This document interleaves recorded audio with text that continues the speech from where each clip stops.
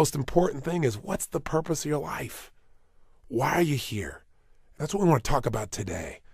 We got to look at what makes you really do what you do.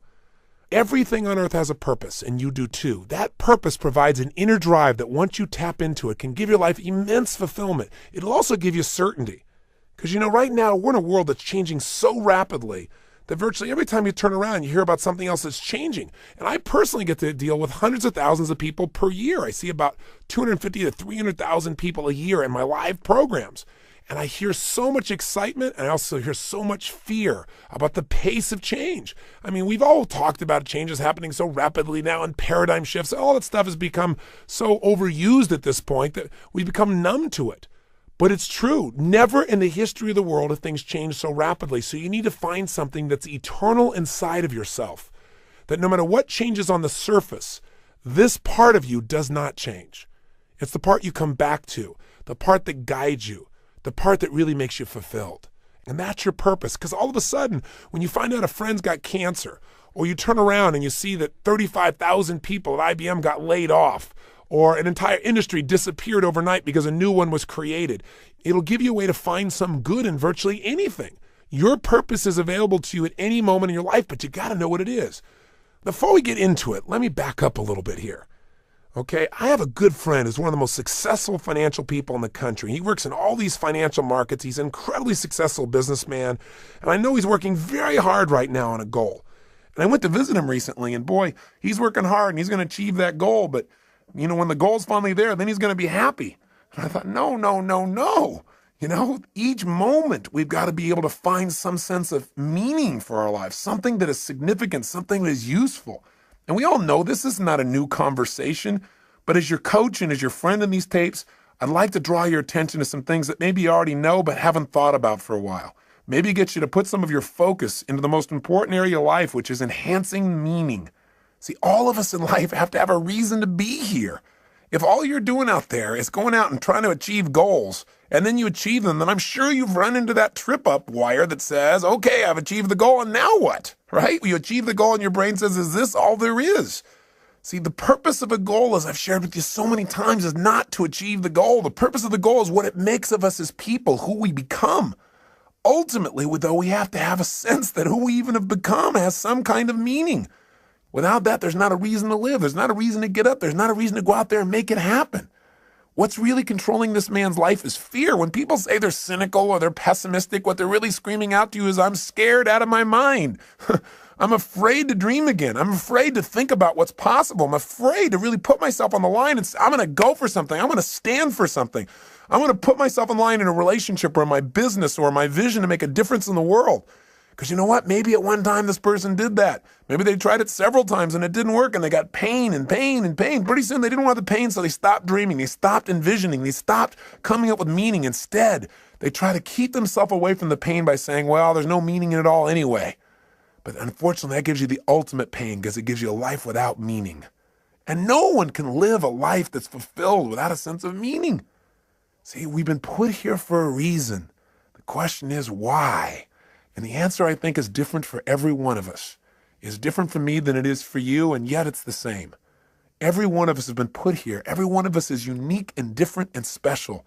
And I believe our Creator, if I may use the word God, if I may, God has put you here for a reason. The question is, what is it? God does not create things without a purpose. Everything on earth serves a purpose. Why are you here? What are you here to do? What are you here to become, to create, and to give? These are some of the most significant questions that you can answer in your life. And even when you answer them, I'm sure that as your life expands, you'll come up with better answers as you get more experience and you get closer in touch with your own innermost being and maybe closer in touch with your Creator as well. You say, Tony, where are you going with this? I'm really going to the essence of giving your life what you deserve, which is knowing that there are no mistakes, knowing that every little thing you do has a consequence. It can be a positive consequences if you choose it. The most powerful thing that has consequence in your life, though, is the thing we talk about so often, but I got to say it again, and that is what's really ultimately shaping our lives are our decisions. The first decision is the decision about what to focus on. Where your focus goes is going to determine how you think, how you feel, what you do, ultimately what your life turns out like, what you're able to contribute. The bottom line is we must find an empowering focus out of any situation. The second decision that shapes our life and the meaning of our lives are the decisions that we make about what something means. Meaning is ultimately something we determine. That's the exciting part about it, and that's the scary part about it. And the third decision, of course, is what are you going to do when something happens? See, so much of the fear that we see in life comes from the fact that most of us don't feel like we're in control. We're running around trying to control all the events of our lives. And every single one of us is going to experience multiple situations in our life, no matter how skillful we are, where we cannot control the event, where it's just not something that we can control because we didn't initiate it. Anytime you're dealing with other people, this is going to happen. Anytime you're dealing with Mother Nature, this is going to happen. Most of us in life are so afraid something's going to happen that we can't control, and therefore we're going to get pain, that we try to avoid those things we can't control. We try to shape our lives, where we spend our time, who we spend our time with, what we do, by environments that we feel really comfortable in, where we feel like we're really in control in them. But what that does is it limits the shape and quality of our lives. We've got to be willing to put ourselves out there to discover what we're really capable of when we're put in environments when we don't know what to do, when we don't know what things mean, when we're not sure. It's in those environments that we grow the most. It's in those environments that we discover more of our true purpose as human beings. It's there that our character is shaped. You know, so many times we set goals or we have dreams or we have plans and we work our tail off and it doesn't come out the way we want. And a lot of people come out of those situations disillusioned or angry or resentful or frustrated. They look for someone to blame. But you know, sometimes I really truly believe that not getting your goal is part of the design. It's part of the game plan, causing you to dig inside and discover more of yourself, to really begin to use your real capacity as a human being, those traits that are within you that only expand when they're challenged, when demands are made upon them. You know, I truly believe that God is not so much interested in our convenience as he is in our character. You know, and I also believe that because something hasn't happened right away when you wanted it and designed it didn't work out, doesn't mean it's not going to happen. It's really a test of how committed are you. It's really a test designed to make you become more. God's delays are not God's denials, unless you give up, of course.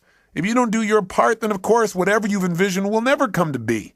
But we have to be willing to continue to put ourselves forth and know that events will show up that we can't control. So let me ask you a question. You go, okay, I understand all this, Tony, but how do you ever have a sense of certainty in a world that's changing all the time, where you set goals, you do all the right things, and it still doesn't always turn out right?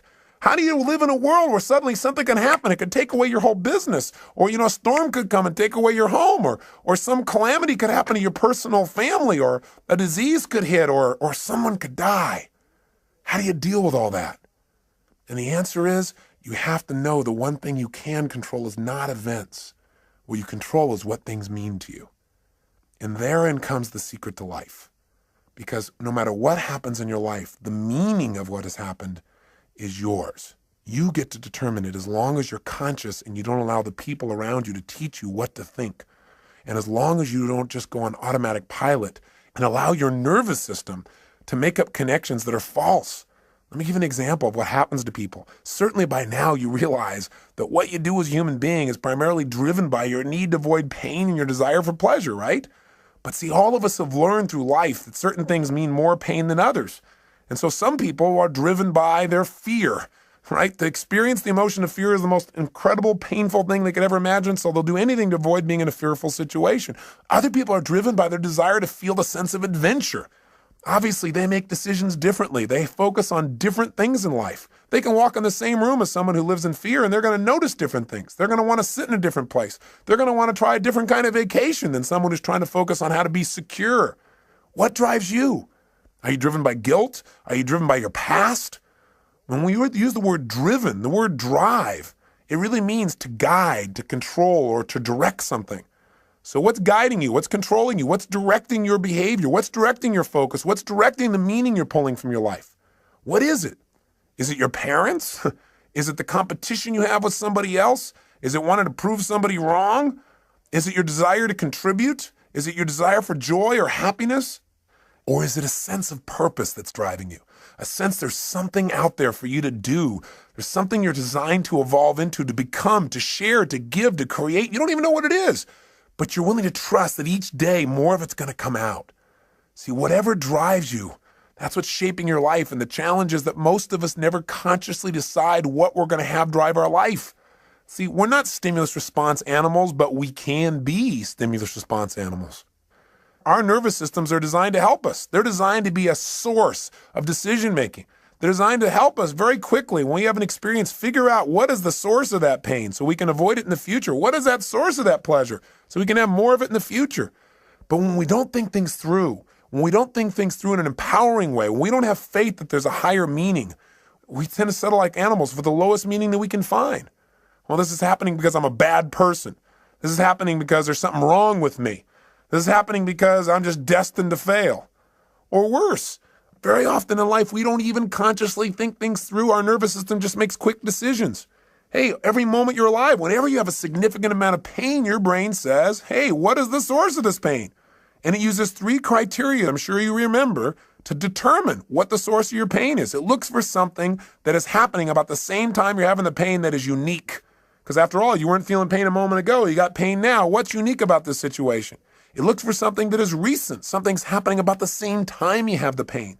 And it also looks for something that is consistent, something that whenever you've had pain in the past, this has also been a factor in that situation. Let me tell you how these 3 criteria can help you. You go out one day when you're a child and you touch a hot stove. You feel some pain. You pull it back.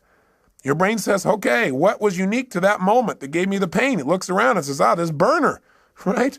And it says, what was happening about the same time I felt the pain? I was touching this burner. And what's consistent about it?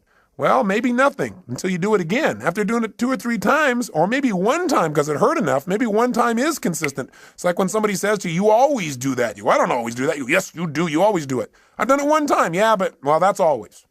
Well, human beings can make a one time consistent if it's painful enough.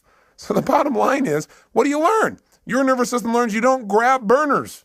Right? You just don't do that. And so in the future, when you're trying to make a decision about what to focus on, what things mean and what to do, and you're going by a burner, one of the options is not to go grab that baby, just for fun. So as basic as this lesson is, we fail to realize that this simple system that assists us so much in making decisions because it helps us discover what is the source of our pain or our pleasure so we can avoid the pain, gain the pleasure in the future. This simple system can be misguided or misinterpret information. See, here's how it works. I'll give you an example. I was doing a date with Destiny only a couple weekends ago, and several people were having major challenges in their life. And one lady just couldn't get herself to really have any meaning in her life. And as I kept digging, the real problem that she had is she felt lonely because she felt disconnected because she wanted to have someone she could share her life with. But she couldn't get herself to do that. Why would you guess someone couldn't get themselves to be able to share their life? Not hard to figure out, is it? Pain. Person, obviously, as I guessed, had a painful relationship in the past, which she had. It was so painful that she'd linked up in her head that marriage, because she'd had a previous one that was painful, equals death. Well, that'd kind of keep you away from getting into a closer relationship, right?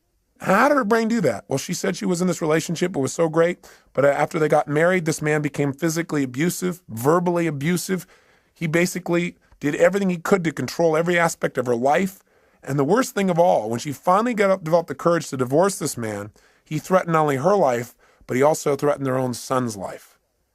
Now, when that happened, she got linked up. Marriage equals death to not only me, but potential loss of the life of my child. That's even more than the loss of her own life for her. Well, it's not too hard to figure out that if your brain says, why am I feeling this ultimate pain? And it looks for something unique and says, well, because I'm married. And then it looks around and says, what was happening about the same time I felt the pain? Marriage. And you say, what was consistent during the pain? You go, marriage. Pretty soon you're going to avoid marriage, but it doesn't stop there. Her brain also linked up that the cause of her pain was something else too, men. Because after all, what was unique? I had this man around. I was married to a man, right? And then secondly, what else was going on? Well, about the same time I was feeling the pain, I was with this man. And sure enough, what was recent? This man. Right about the time I had the pain, he was there every time. So sure enough, all of a sudden she's avoiding all men. But it didn't stop there. She also linked up that the reason she felt this pain was because she trusted. So as a result, her brain linked up unconsciously, if you trust, then you will die.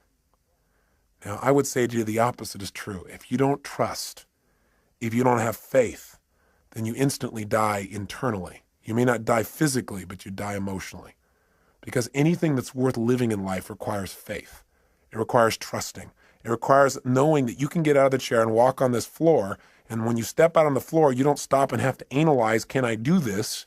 And you don't weigh everything and think about your weight and the structure of the floor and what's underneath it. You just trust. Otherwise, you'd be immobilized. You have to trust to drive a car. You have to have faith to enter a relationship. You have faith to start a business. You have to have faith when all of a sudden somebody at this company says these 35,000 people are gone. You have to have faith that if you're one of those 35,000, that there is a better plan for you and that you will now act on that faith and take action and find that better plan, that better solution for your life. You must have that. When you lose trust, you lose meaning. When you lose meaning, you lose your life. Again, maybe not physically, but certainly emotionally. And when you lose it emotionally, the physical loss of life often is not that far behind. Medical researchers are now proving that the mind-body connection is not some psychobabble, but a physical reality, that the way we think and the way we feel about our lives affects us physically. In fact, Dr. Chopra recently shared with me that there is a new study that was done in the state of Massachusetts where they began to study what causes someone to die of their first heart attack before the age of 50, where they never get another chance. In other words, what was the number one risk factor they wanted to know? And they assumed that what would cause someone to die from just their very first heart attack, never get another chance, would be a person just had so much cholesterol in their body wasn't able to recover. And they found out that was not the number one risk factor. Then they thought, well, maybe they had diabetes. Maybe it was more of a genetic factor. They once again disproved that theory. What the Department of Health, Education, and Welfare for the state of Massachusetts states in their article clearly is the most important risk factor to determine that you will die of your first heart attack and not get a second chance is what they call job dissatisfaction. You got to have a deeper meaning for your life than, oh, I'm on that grindstone again, or I'm on that treadmill. No wonder most people in life turn to alcohol or drugs or television. And even then they can't find something to entertain themselves. Even then they don't sense any fulfillment because distraction does not create a life of significance. Distraction does not create joy. Distraction will not give you what you're seeking. Drugs will not change your life for the better, right? What they'll do is hurt you. They'll create pain. And there are all kinds of drugs. Anything that doesn't expand you as a human being or allow you to share more love and joy with others in a natural way that enhances your physiology and your mind, your emotions, and your spirit is something you probably don't need. You got to grow. You got to expand. You got to contribute. You got to know that you're here for a purpose. There are no mistakes. There is a meaning. Even if you haven't found it yet, you must discover it. And you know what? For most people, they don't discover the meaning of their life until their life is over. What a sad place to be. Or until they have a life-threatening illness. Or until somebody very close to them that they love is about to leave them. You don't have to wait for the pain to discover the meaning. So, well, how will I know when I found the purpose of my life? You decide what it is. You discover it and you decide this is it. And maybe later on I'll refine it. I probably will. But for right now, this is why I'm playing the game of life. This is what it's about. Every day, if I'm just being this way, if I'm just doing these kinds of simple things with other people, with myself, then I know I'm on track. I know there's a reason for my existence. We all have that. Now, I know you know the story of Viktor Frankl, right? The man who wrote Man's Search for Meaning. Here's a man who's in a Nazi concentration camp with pain everywhere around him, knowing at any moment he could be gassed or maybe spared. And if he was spared, he'd have the unique privilege of going out and taking the dead bodies out of those gas chambers, putting them in the big ovens. Talk about intense. And yet somehow in the midst of that pain, he found a deeper meaning. The meaning was that even though he was in pain in the moment, that somehow, someday he would survive this and he would come to share the story so that this would never happen to other people in the future. He couldn't find a meaning in the moment. He found a meaning in the future. And for most of us, the meaning that we want for our lives is here today, and it's preparing us for an even greater meaning in the future if we'll just use all of our life's experience, the pain and the pleasure, to become more, to prepare ourselves for whatever it is that our Creator has brought us here for, to prepare ourselves so that at the moment of truth when we are needed, we will deliver. And my real belief is we're going to be delivering all along the way. It isn't something that someday you're going to do. It's something you every day are doing. You know, my former spouse, Becky, just recently lost her father. And it's been a tough time for her because in a very short period of time here, she's lost both her mom and her dad. And that's an event you cannot control. And God knows we tried. You know, 3 years ago when they told us that her father had cancer, they told us that he would die within a period of anywhere from 3 to 6 months. And we just did not allow them to tell him that for the obvious reasons, you know what I believe from all the people we've learned from everyone from Dr. Bernie Siegel to Norman Cousins to Dr. Deepak Chopra. We understand the mind-body connection. If someone decides that because they have some dis-ease in their body, what it means is they're going to die, then of course they will. And fortunately, he never found out that diagnosis. And what we did is we kept making sure he had a compelling future. He had a sense of meaning, a variety of things that he was needed for. And it was amazing how he physically responded. We had a trip scheduled for him to go to Fiji on, which he went on, and talked to him about how we needed his help with our resort there and helping some of the Fijians in the garden, because the garden for him created so much meaning in his life. It's about supporting, about nurturing, about helping life along a little bit. And so that he was excited about, and things we wanted him to do with his grandkids. And so we kept giving him compelling futures. And sure enough, 3 months went by, he was healthy. 6 months went by, he was healthy. A year went by. And through a variety of interventions, pretty soon he seemed to be better, until just recently when we started getting phone calls from his neighbors. He lived up in a place called Rand, Colorado, a little town with 14 people in it that he's been a major part of for years and years.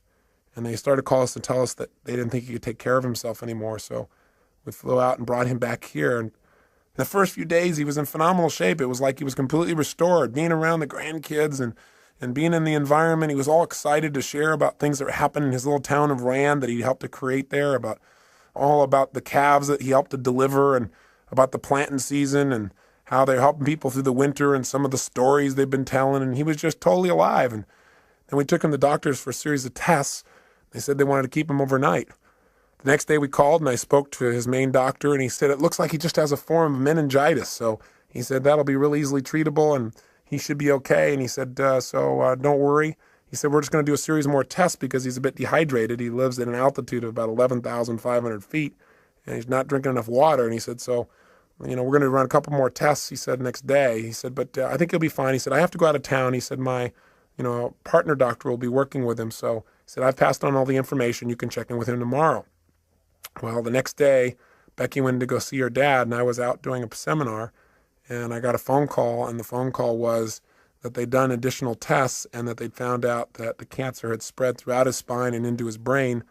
And while it wasn't treatable before, when they told us 3 years ago, it's certainly not treatable now, and that they thought he would die within weeks. The worst part was, though, that they also told this to him before they told it to Becky. So he had no one there to support him through the process or to give him other options. When I found this out, I became so angry with the doctors because I focused on how he'd violated what we asked them to do and how the other doctors should have told his partner doctor not to tell him yet, to allow us to talk to him, to prepare him for the situation, that it was so harsh, it was so unfair, and the meaning of it was that it was going to really harm him, that all of a sudden he would give up hope. And what I wanted to do was lash out. And fortunately, I didn't lash out. Instead, I started to focus on what's happening to Cecil. What can I do? So went to go see him and talk to him, and it was unbelievable. He looked like he just aged 10 years in a day. Because what had happened is he had no future. There was no purpose in fighting the pain or trying to make things happen or, trying to tell stories or do anything, because after all, you're going to die anyway soon. And that was kind of the way he was interpreting it. And sure enough, no matter what we said, he just didn't seem to respond. He just seemed to go into a total stupor. And for the next day and a half or so, he just sat in a corner. And he really didn't say very much or communicate very much. He just said not to bother with him, that he was fine. But he didn't open up emotionally. And I just sat down with him and I cried, and I told him how much I loved him and how much Becky loved him and how he needed to share with us what he was really feeling, because holding that back wasn't protecting us from pain. We just felt separate from him. That he could choose what this was going to mean for his life. The doctors had told us 3 years ago that he was going to die within a matter of months then. And here he was 3 years later. I said, what if you would have just sat around for 3 years in this little corner doing nothing because you thought you were going to die any day or any week? I said, that'd be pretty crazy, huh? And he started to laugh. I said, look at this. I said, you can't just sit off in this corner. Hey, you might die tomorrow. You might die in 6 weeks. You might die in 6 months. You might die in 6 years. You might die in 10 or 20 years and really screw these people's brains up. I said, it doesn't matter how long you're going to live. What's going to matter is how you're going to live while you're here. And I said, you've lived an incredible life. In World War II, you were a pilot, you were a businessman. Now you're this guy who's touching this little town up in Colorado where everybody knows you and cares about you and loves you because you love them. I said, you've raised these incredible kids. I said, if you're going to go out in style. Go out because you decided to go out in an energy that you want to, where you really enjoy your life. Don't just shut down because somebody told you your life's over because you buy into it. Don't do it. And then he said, well, Tony, he said, the truth is, I'm not afraid to die. And he said, everything you said is true. He said, my life has been so rich. And he says, I feel like, I've lived my purpose now. I look around and I see my kids and I see what they're like as people and I see what I've done and I think maybe it's time for me to go now. And I said, listen, if you're deciding to do that because you really want to go, I said, then, I love you. I mean, he said, I'm sure I'm going to cry and I'm not going to try and keep you here, and neither's Beck because we love you. I said, but at the same time, don't leave because somebody tells you it's time to go. He said, well, I don't know. I said, well, when it's time to go, you'll know. I said, and you can go consciously. You can decide when it's time. You don't have to wait till the pain is so intense you can't stand it. But at the same time, don't go any quicker than your meaning is done. And I think right now you're teaching your family a lot of new lessons.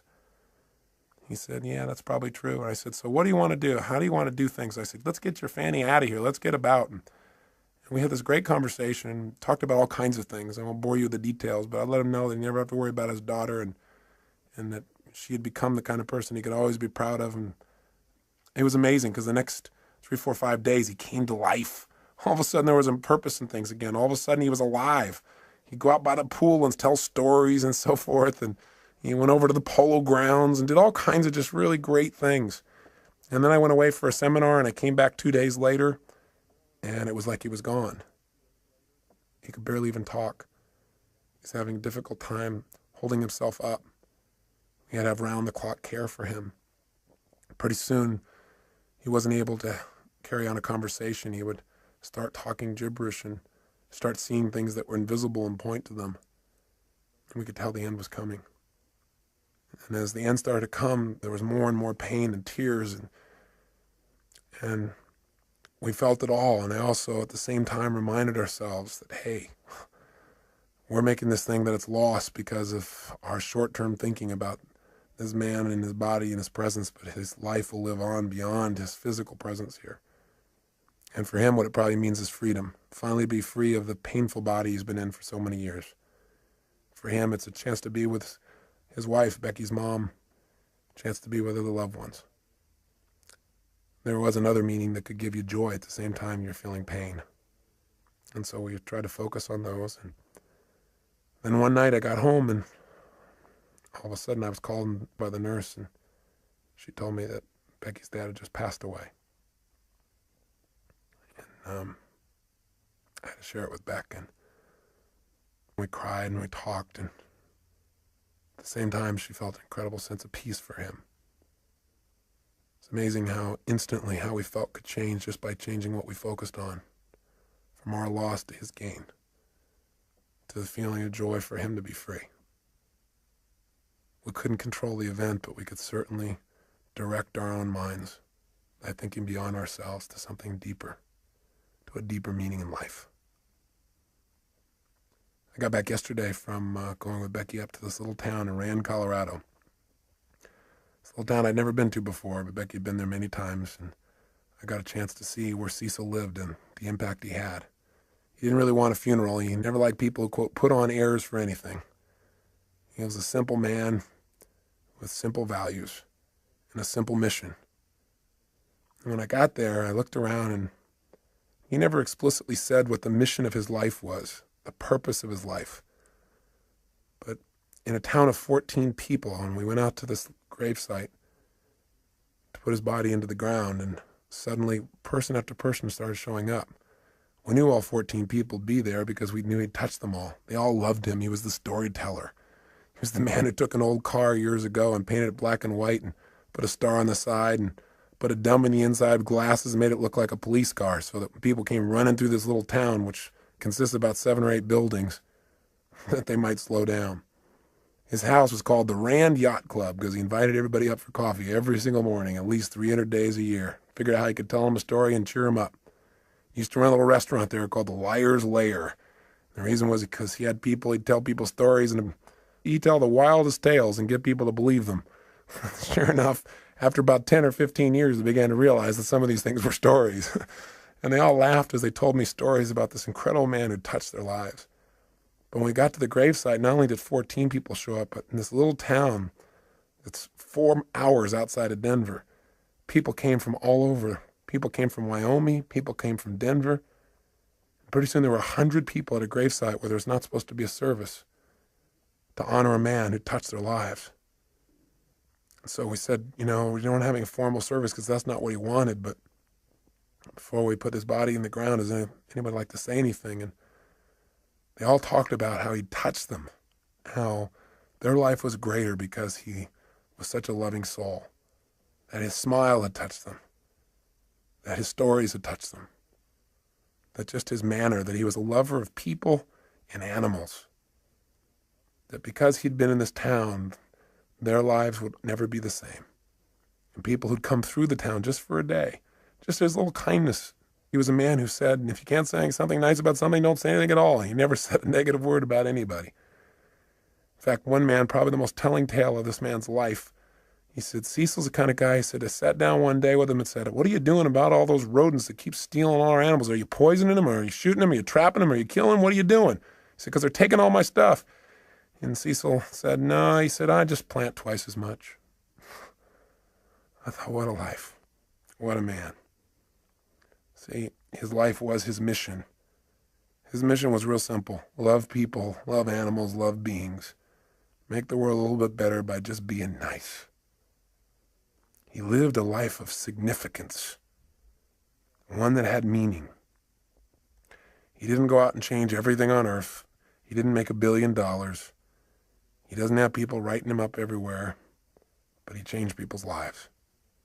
And he died in his sleep, out of pain, the day he decided to go. And he created in his family a greater sense of courage to look at life in a new way, and a greater sense of dedication to give even more. He added to our drive. He added to our commitment to be givers in life,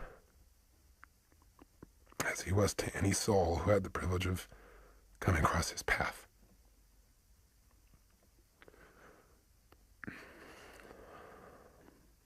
I hope it also makes you think about what's most important in your life. I remember an interview with Michael Landon in Life magazine when he knew he was going to go. And he said, quote, somebody should tell us right at the start of our lives that we're dying. Then we might live life to the limit, every minute of every day. Do what I say.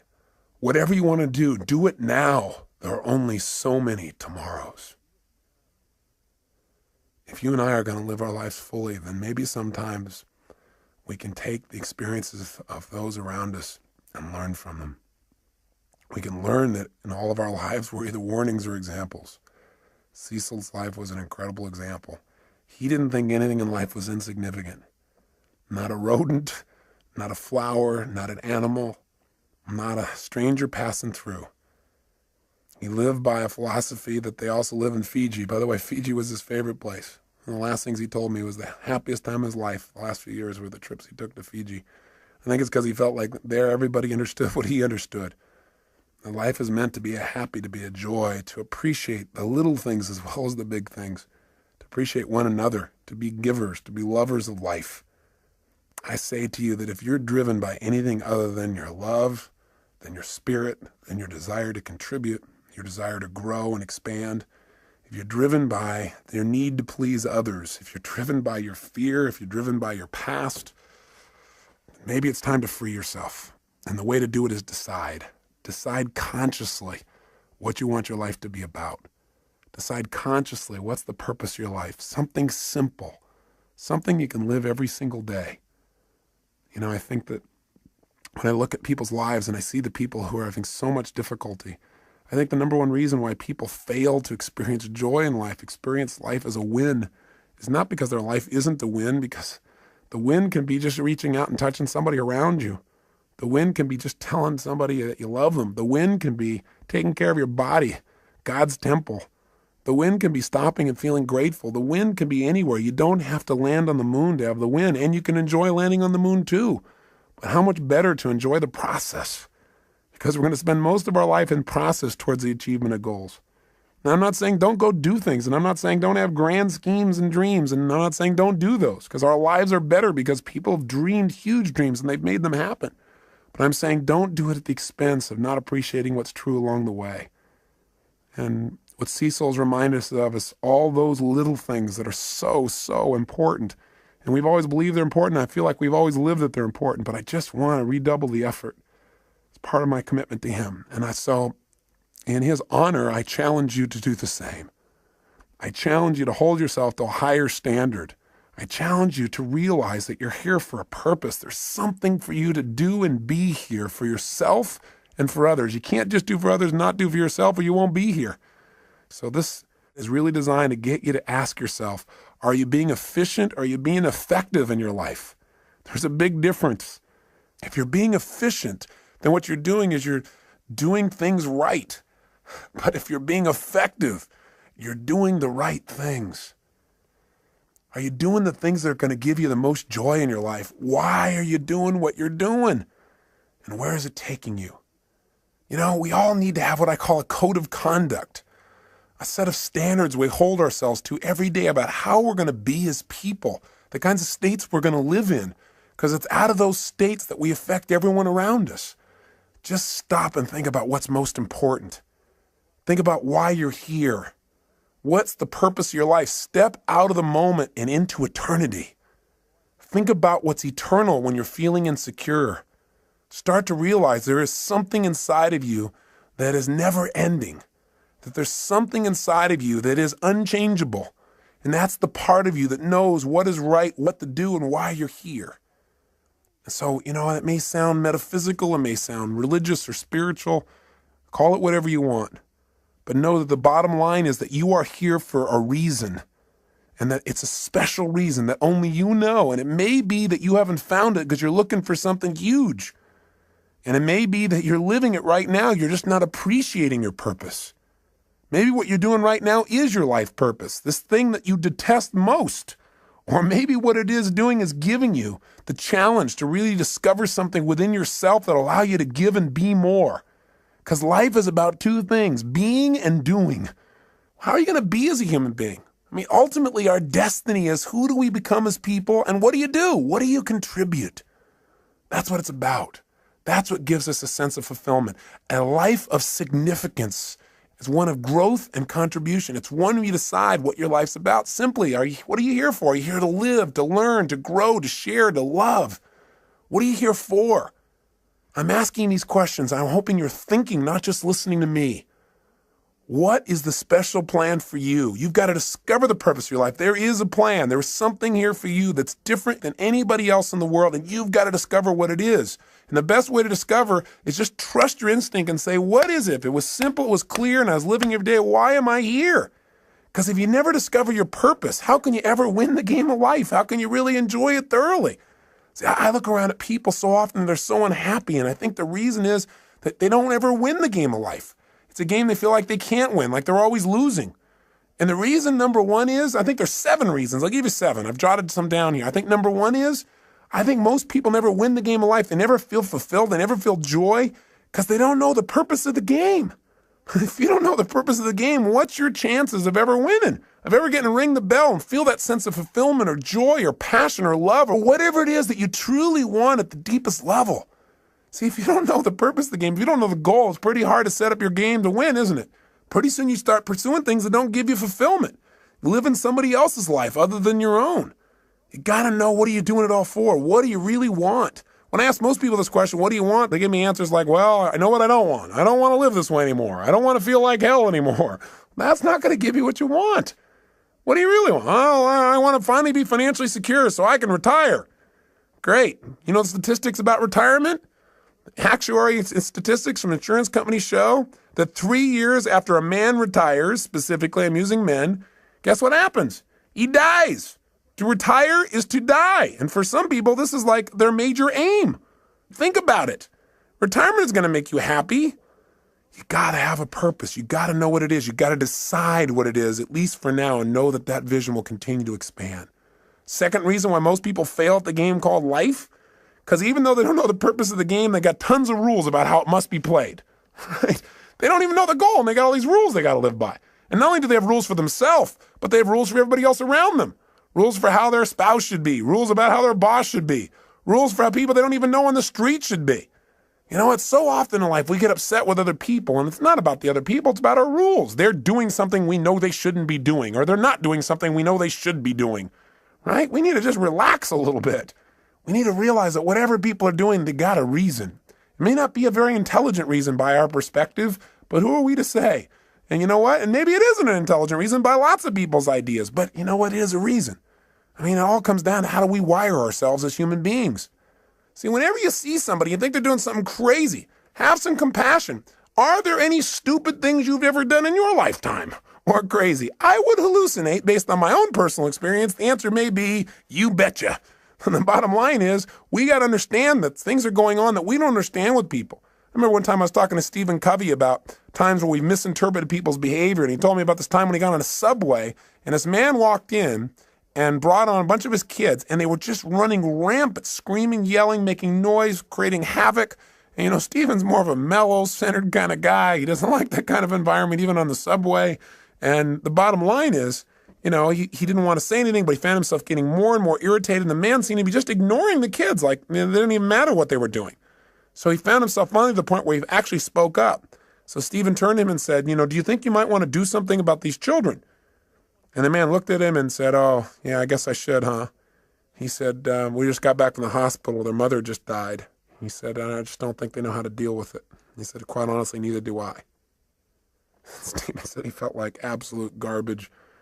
And he said it made him from then on realize whatever's going on, there may be something else going on as well. It made him have compassion. It gave him fewer rules for other people in his life. Not a bad idea. But we were talking about people that don't succeed in life, and why don't they succeed? One, they don't know the purpose of the game. Two, they got tons of rules even though they don't have the purpose. How'd you like to be in a game, and you're trying to win, and you don't know the goal, and you got a zillion rules you got to live by? That'd be pretty frustrating, wouldn't it? Well, add step 3 to it. Here's the third reason people fail to win the game of life, and that is because their rules are in conflict. We've got all these different special rules where we contradict ourselves, where in one situation you're supposed to be one way, in another situation you're supposed to be totally different in order to be effective. See, if you got a bunch of rules in conflict, which most of us do, you're going to have pain. You're going to have frustrations in your life. Here's the fourth reason why most people don't win the game of life. Because even when the person plays by the rules, they don't always win. In other words, you do everything right, you don't always get rewarded.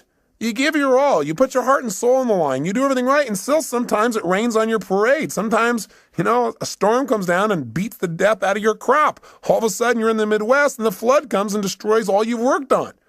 That kind of messes your brain a little bit. You start saying, hey, why even try?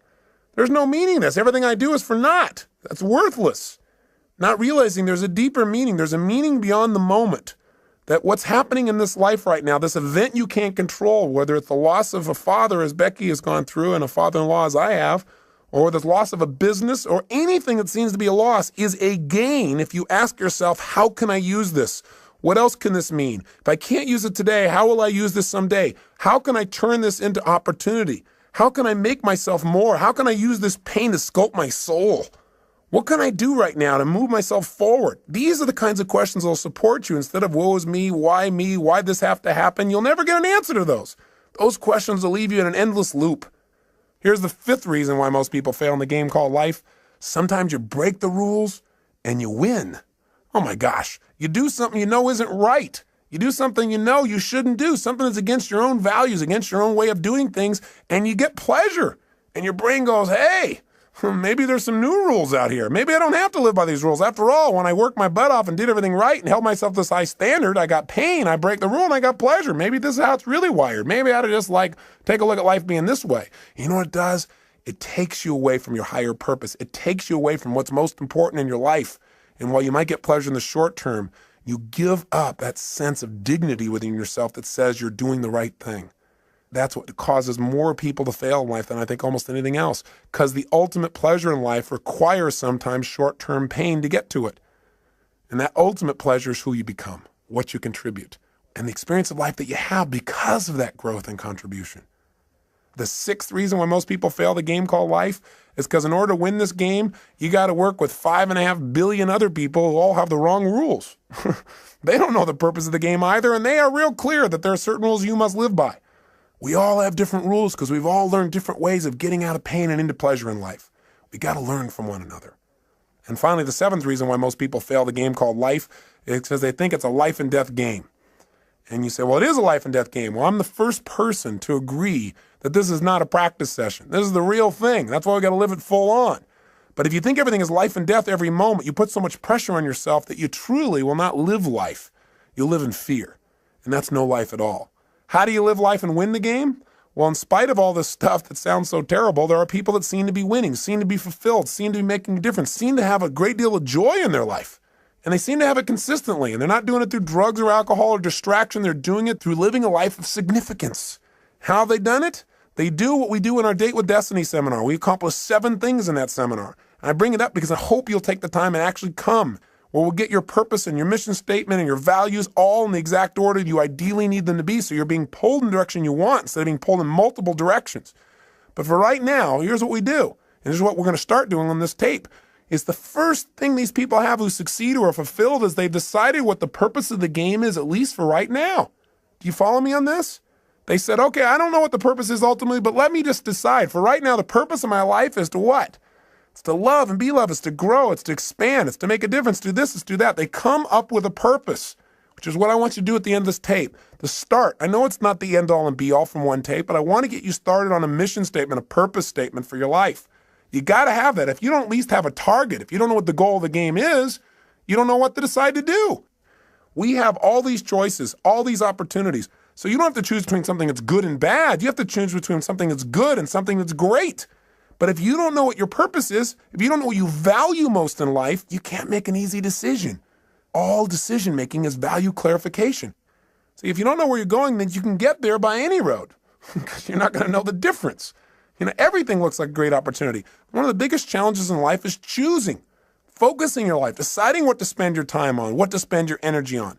Having a clear purpose allows you to do that. The second thing you want to do to make your life work, and those who succeed do this, is they have fewer rules. The more rules you have about how people have to be and how life has to be for you to be happy, the less happy you're going to be. See, the happiest people are those people that say, every day above ground is a great day. The happiest people are people who find joy in a smile, joy in adventure, joy in a simple action. So if you can find joy in that area, then all the big things are just a big bonus for you in your life.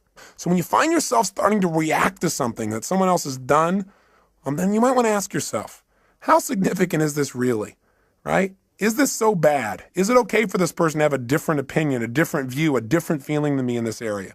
And in most cases, you might say, yeah, it is. What would you have to believe in order to be upset? That everybody has to live by your rules?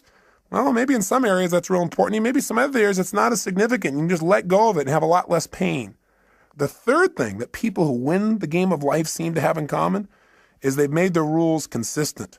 They found the conflicts in their life, and when they find them, they've been honest with themselves and say, this is a total contradiction of what I normally believe in other areas. No more. This is not how I'm going to live my life. Fourth thing these people do that make them succeed is they give themselves pleasure whenever they win, even when the world doesn't. This is really important. You got to realize that sometimes you'll do everything right and you won't get acknowledged. So what? Acknowledge yourself. You got to catch yourself doing little things right and give yourself the pleasure you deserve. After all, if somebody else tells you, hey, great job, and that makes you feel good, it's not them saying great job that makes you feel good. It's when they say great job, you stop and say, that means I get to feel good. And you send a little neurotransmitter that allows yourself to feel the pleasure feeling in your body. Why not just give it to yourself so that you keep yourself on track so you're always reinforcing good behaviors, excellent behaviors, commitments to your highest values. Fifth thing these people have in common is when they screw up, when they don't do things right, when they violate their own values, when they violate their own sense of purpose in life, they give themselves a short burst of pain. They say, hey, this is not who I am. I stand for more. They don't wait for the world to have to give them pain. That's why they're on track. The sixth thing that these people that win have in common is that they know that everybody in life has different rules. And so when they get in a relationship with people, they know they've got to have other people in their life to help succeed in a particular area. They try to find out their rules. Because if you know what's most important to people, if you know what their rules for life are, what their musts are in life, it's a lot easier. And lastly, people who succeed in life, they've learned that life has a purpose, but they also at the same time don't take life too seriously. They don't take themselves too seriously. What's that old funny metaphor? Why do angels fly? Because they take themselves lightly, right? The bottom line is we've got to look at life in a different way. Now, with all this conversation we've had here about purpose, what are you and I going to do right now so that you have a greater sense of meaning? Well, one is I don't need you to just go out and create this grandiose purpose. and write pages and pages and pages. I think that the simplest things can be the most powerful things. So if you can now, close your eyes and think about what you want to be when you were going to grow up. Go back to a time when you were 5, 6, 7, 8, 9, 10 years old. What'd you want to be back then? What'd you want to do? Who were your role models? And why did you want to be that? Think about it just for a second in your head as I'm saying this. You might want to write a few of these things down. In fact, pretty soon you're definitely going to want to write things down. So it might be good to stop the tape right here and just think about what your purpose is and pull out a piece of paper and a pen or a little computer and let's work together on this for a second. What were some of the things you wanted to be when you were growing up, when you were a little kid? I remember one of the first things I wanted to be was an archaeologist. Now, whatever you wanted to be, here's the question I want to ask you. Why did you want to be that? In other words, what was the feeling you were hoping to get from that? What were the sensations? What were you wanting to be and do? What were you wanting to get from that? And when I think back and I think about what I really want to be as an archaeologist is I wanted to discover things. I mean, that was the biggest thing. I wanted to discover things that had not been discovered before, something new, something unique, something different. And I wanted to share that with people. I wanted to be a person who went out and discovered and then shared that discovery with others. And you know what's interesting? I'm doing that today. I'm just not sticking my head in the sand and doing it. I'm doing it by sticking my head in other people's brains and finding out what makes them tick and find out what makes me tick and then sharing some of that. But that feeling, that same feeling that I wanted then, I found a way to do it today in a new way. And so I challenge you to think about what was it you really wanted from that. Then think of something else you wanted to be when you're growing up. I wanted to also be a police artist later on. Remember that? You know, those guys that draw those pictures, you know, and show people and catch the bad guys. And why did I want to do that? What did I want to get from that? Oh, gosh. I thought about it. I said, well, I wanted to create. I wanted to be creative, and I wanted to help people. I wanted to help people do the right things. I wanted to get people out of their pain. I wanted to catch the bad guys. But most importantly, I wanted to create and help people. And guess what? I found a way to do that today, different than I originally thought, but the same purpose is there. Now, maybe it's not the same purpose for you for all the things you want to do. Maybe they have a common thread, or maybe they're different threads that are important. What else did you want to be when you're growing up, and why did you want it? What feelings did you hope it would give you? What did you hope would come from it? Think for a second. I'll give you another one of mine while you're thinking, try and trigger you. What else I wanted to do? Well, I wanted to definitely be a rock star. I wanted to be able to entertain people, to change their emotional states, to use my voice and my face and my body to give people more passion in their lives. And now I've found another way to do that. Plus, I get to work with some of these people. The other day, I got a chance to go to the Aerosmith concert. I kind of grew up listening to those guys. And I found out that Steven Tyler and some of these guys are fans of mine as well. Went backstage and I met Tim Collins, who's their manager, and he told me a phenomenal story. He said that years ago in the early 80s, when Aerosmith was in really bad shape, the guys were hooked on heroin and they were losing everything financially and the group had broken up, that he decided he was going to turn it around. And he read 2 books, Think and Grow Rich, and a little book called Unlimited Power. And he said that what he learned there gave him the inspiration and some of the tools and strategies to get himself off heroin and coke. And then he did a group intervention and helped the other guys do the same. And these guys are now on a mission. They're totally clean. And they're Evian water drinking guys that are out there sharing their rock and roll and their message, and they're doing it healthfully. I got a chance to meet Steven Tyler, who's just an incredible guy. I mean, these guys have been touring for 23 years, giving their all passionately every day. I feel like they're brothers. And it was really interesting because he said, I watch you on TV all the time. I feel like we're walking the same path, And he said, I listen to your tapes. And he said, we really have the same mission. He said, do you think you'd get together with us and do a gig for us? I said, what do you mean? He said, well, the guys on the weekend. Could you maybe do your gig for us so we could all participate on the weekend? I started laughing. I pinched myself. I said, oh, cool. Now I get to do a gig for Aerosmith. I'm not out there rock and rolling, but sort of I am. I'm working with the rock and rollers. So it's fun. So my point is, maybe you're not doing what you originally envisioned, but maybe you'll find a way to do it even better if you have some faith. Maybe if you keep developing yourself and you know at least the emotion you want, the contribution you want to create, you'll find a better way. Most importantly, before you can find the way, you got to know the essence of what it is you really want. What is that purpose? That's what I'm really asking you about. Now, with your eyes closed again, think about a situation in your life when you felt like you're really on a roll.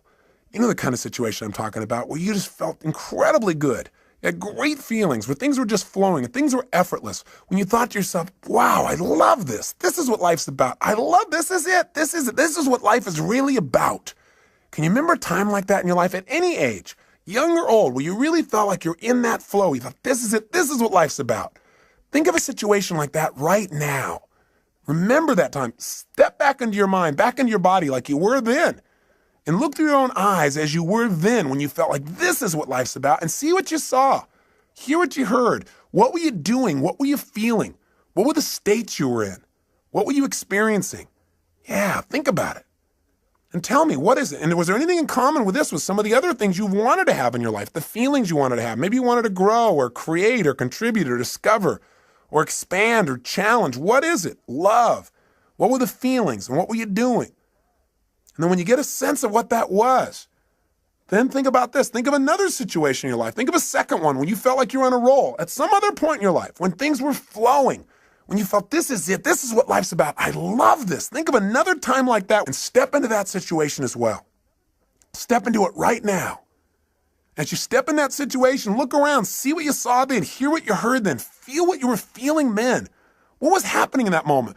Not just what you were doing. Notice what you were doing. Were you creating or writing or speaking or communicating or manufacturing something or studying or learning? Or what were you doing? But also, how were you feeling? What were the states you're in? And what were you doing for others if they were involved? Were other people involved? What was the process? How were you being and what were you doing? Feel it in your body. Is there anything that is similar between this and the last experience? Or anything about this that's similar between this and the feelings that you wanted from those things you wanted to be when you were going to grow up? That's it. Notice it and capture not only the idea of this, but the feeling as well. Now, one more time, think of something else. Another time at any age when you felt like you were on a major roll. Things were really flowing, when you felt incredible, when you felt like, I love this. This is what life's really about. This is it. Think of another situation like that right now. And as you step into that situation right now, notice, what were you doing? What were you creating? What were you sharing? What were you feeling? And feeling these feelings, think about the purpose of your life. If you were going to say it in a simple phrase, not even paragraphs and paragraphs, simple phrase or a sentence or two, and you're going to write down the purpose of my life is to what? And if you're going to do it and you're going to have a couple simple criteria, one is it's got to be stated positive. Not the purpose of my life is to stop all the horrible things in the world. No, something positive. Something stated in the positive. And if it was going to be something brief, and if it was going to be something emotionally charged in terms of its words for you, and it has to have how you're going to be as a person and what are you going to do. And it's got to include not just other people, like I'm going to change other people's lives or I'm going to make the world better for other people. You got to be in your own mission statement. You got to be your own purpose statement. You got to be in there too, and other people. Don't just have it, the purpose of my life is for me to be happy, because we're all connected. So if it's you and others, being and doing, brief and short, what is the purpose of your life? What is it? Right now, what comes out of your head? Not the right answer, not the perfect answer, just the answer. The purpose of your life is to be and do what for yourself and others? Just say it out loud. Just say it. Don't even write it down at first. If you got pen and paper, then write it down. Purpose of my life is to what? Say it again. Try something. Keep changing it.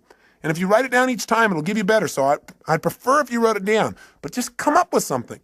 The purpose of my life, for me, Tony Robbins, is to serve God and my fellow man by being a powerful, loving, passionate, outrageous, courageous, strong, playful, crazy example of the unlimited possibilities that God gives when you commit your life to service, when you're really focused on contribution. That's what my life's about. I know what I feel. I can change the words slightly here and there, but I know the essence of my life. And you've got to know what that is for you. That is what will help you to make the decisions. That'll give you the motivation to get up early and stay up late. That'll make you connect with people in a way you've never connected before, but you got to know what it is. And it's got to be more than just you. You and others got to be brief. It's got to be emotional. It's got to be intense. So go do it right now. Turn off the tape and just start writing like crazy. What is the purpose of your life? And when you write something, write another thing. Cross it out and write another one. And keep writing it better and better until you got something you like, then to turn the tape back on. Go for it. Do it now. The purpose of your life is to what? You did turn the tape off, didn't you? You're not just sitting there thinking, come on, if you write it out, it'll be better with more precision. Turn it off. And if you're on your way back, then just ignore the last sentence. Welcome back. Now, do you got something you really like? I hope so. Now, I know it's not the end all and be all, and it better not be perfect, or I'm going to come through this tape and grab you. Your job is not to be perfect. It's to be excellent. Perfection can never really be achieved anyway. If you're truly a perfectionist, then it's never perfect. But it's getting better all the time. So what is the purpose of your life? And how does it feel when you think about this is the purpose of my life? Now, let me give you one other criteria. Did you write it so you can only achieve it once you die? If so, change it. Because we don't want you to have to die to achieve your purpose, which is what some people have. It should be something you can experience every day. You know, whatever you do, Whether you're just sitting at the lunch counter, you're walking through a grocery store, you're going and conducting your business, I don't care what it is. It should be something you can feel. And you got to find what that is for you and how to language that, at least for now, so you know the goal of the game. With that, your life takes on a whole nother dimension.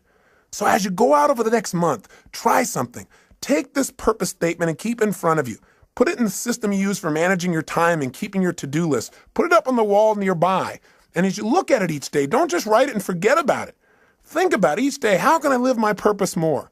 And when you go to make a decision about doing something and you're not sure why you're doing it, you can always go back to your purpose. You can do it going into a meeting. You don't know why you're going to the meeting? I'm going to the meeting. I'm going to be powerful, loving, passionate, outrageous, playful. I'm going to inspire people to see what's possible if we really serve all the people around us. That's not hard to figure out. You have a guiding principle.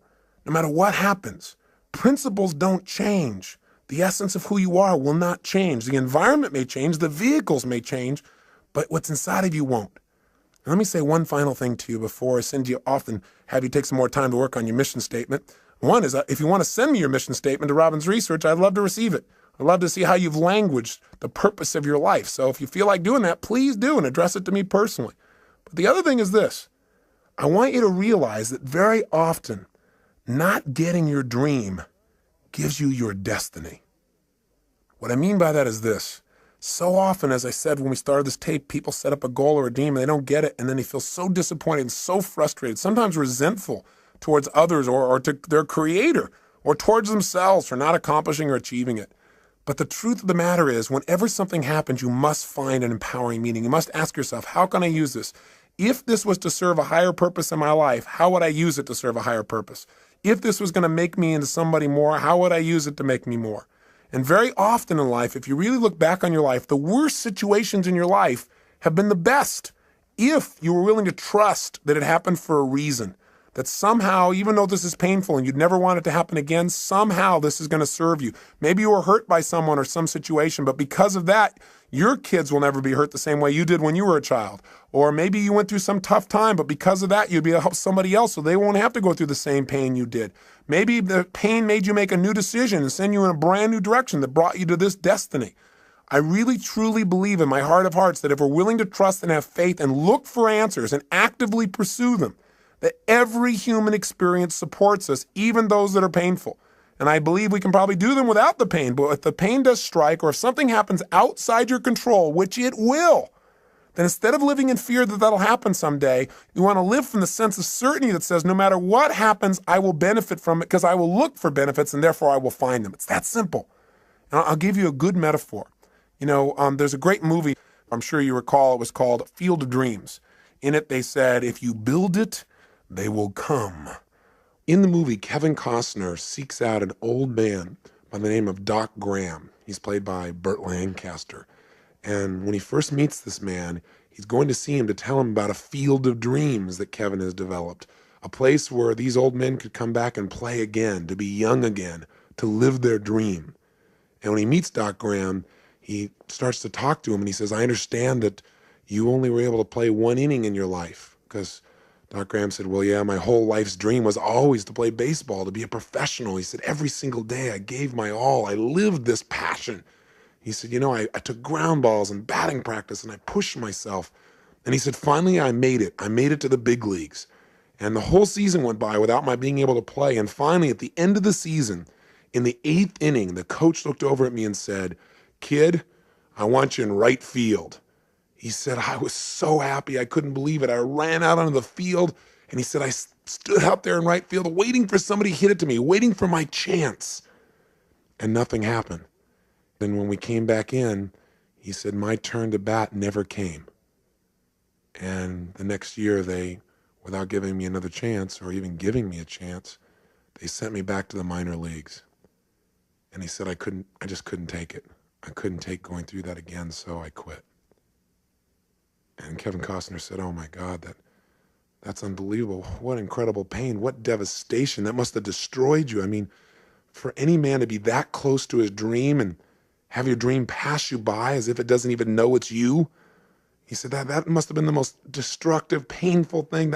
That's a total disaster. And Moonlight Graham said, no, son. He said, Playing baseball for only 5 minutes was not a disaster. Playing baseball for only 5 minutes was not devastating. What would have been a disaster, what would have been devastating, is if I'd only been a doctor for 5 minutes. You see, if I would have hit that baseball, that might have been the bigger disaster, because then I never would have come to this little town. I never would have saved this man's life or delivered that little girl or got to know the people that now are my best friends in the world. He said that would have been a disaster. In other words, sometimes not getting your dream gives you what you really want, what you really need, what you're really destined for. And if that part of the movie didn't give it to you, they followed up with another scene. Finally, there's a chance, Kevin Costner makes arrangements and he said, listen, there's this field of dreams. You can come on it. You can be young again. You can live your dreams still. And he brings Moonlight Graham to the field with all the other players. And when he steps out on the field, he's young again. And he's wearing his uniform and he can feel the warm sunshine on his body again and his youthful muscles and the smell of the fresh cut grass and the baseball in his hand. And finally, they're beginning to play. And just as Moonlight Graham is finally stepping in the batter's box, finally he's going to get a chance to get that hit in life, in professional baseball, his dream. Right at that moment, there's a scream in the stands because Kevin Costner and his brother are having a conversation, and his brother doesn't see these players on the field. He doesn't have the faith to experience the beauty and the joy and the fun and what's right there in front of him. He can't see it because of his lack of faith. And as they're arguing about this, he accidentally turns and knocks Kevin Costner's daughter off the top of the stands. She falls and hits her head, and she starts turning blue. And so all of a sudden they start yelling, oh my God, what are we gonna do? We gotta save her, she's dying. And all of a sudden Costner says, we need a doctor. And just as he hears those words, Moonlight Graham is about to swing the bat, and he says, I'm a doctor. He starts running full blast to help this child, but all of a sudden he stops.